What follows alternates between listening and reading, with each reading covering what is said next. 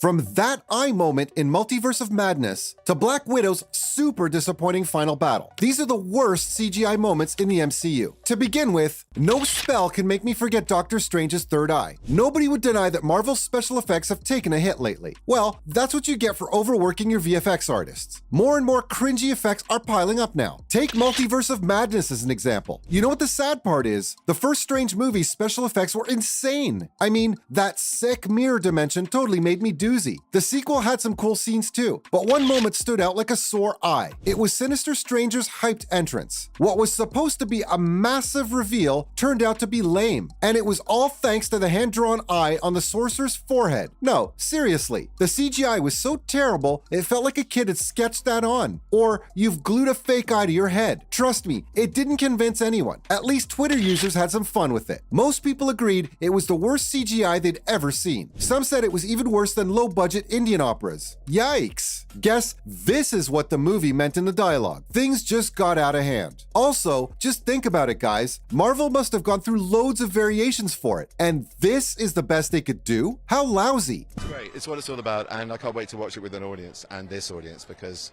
we're bringing it home, and it's a really exciting episode in the MCU. We're blowing the doors open in the multiverse. Strange is reaching new perilous heights, and still, you should be thankful this was in just a few shots, cause the audience of one Disney Plus show had to suffer through it all. Yep, I'm turning my guns to She-Hulk. I admit creating an enormous green rage monster from scratch is difficult, but come on, you have millions at your disposal, Kevin. What Disney Plus has enabled us to do at Marvel Studios is to bring all sorts of different types of shows to the screen. No show sort of embodies that more than She-Hulk Attorney at Law. Even that title, She-Hulk Attorney at Law. This is a lawyer, legal comedy.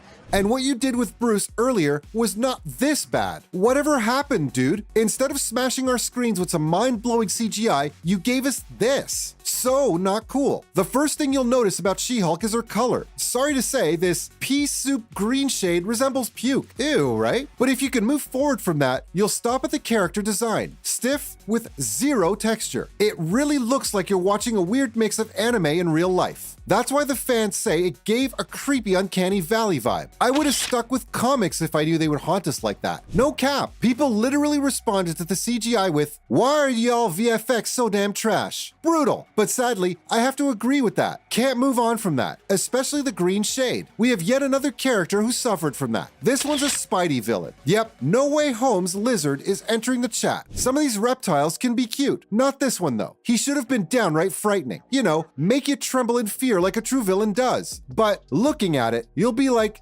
this should scare me? What a joke. And the CGI was a total joke. Lizard looks like something out of a video game. While critics and fans liked the actor's performance, they couldn't appreciate his looks. Can't say I blame them. It really married Rhys Ifans' performance. You know, I'd wear a big kind of green tracksuit thing with crash test dummy discs on it and a huge kind of cardboard head on some days, which was very amusing for all concerned.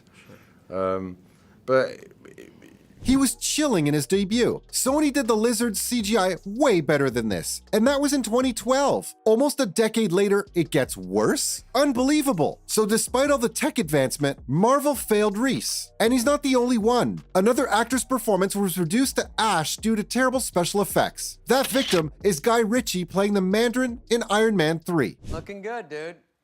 So are you. Yeah? We have a rather similar complexion. We do have a similar thing going on here. You're about 100 times cooler, but I'll take what I can get, right? It's very kind. Yeah.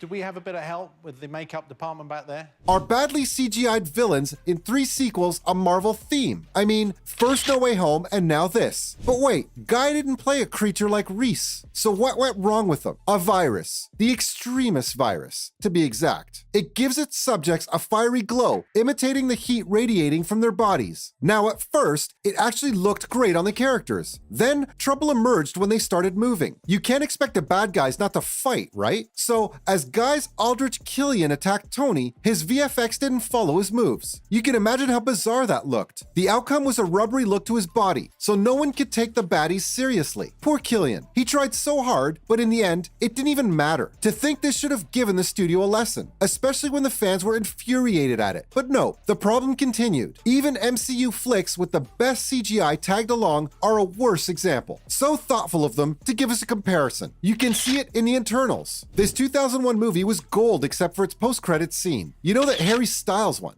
I mean, I think it's probably Kiwi. It's the one where it's so much different live than it is on the album.